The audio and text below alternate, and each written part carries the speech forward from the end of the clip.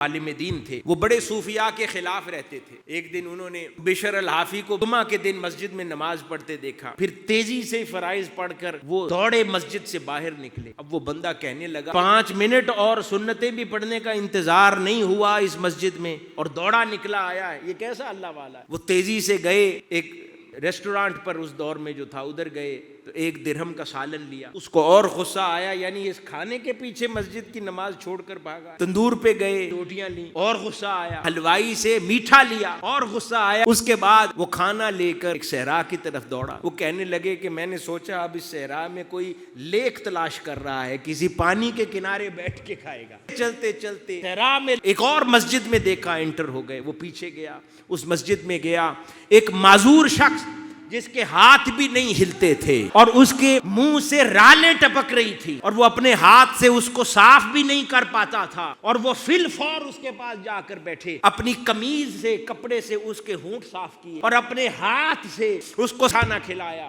یہ اللہ اور ان کا سیکرٹ تھا کہ وہ شخص جو اپنے ہاتھوں سے خود کھا بھی نہیں سکتا، اور نماز کے فرائض کے فوری بعد دوڑے دوڑے اس معذور کو کھانا کھلانے کے لیے آئے تھے کہ وہ بھوکا ہوگا۔ یہ ان کا اور ان کا سیکرٹ تھا جس نے انہیں بشر حافی بنا دیا تھا۔ کہتا ہے اس دن کے بعد میں نے صوفیاء کی مخالفت ختم کر دی۔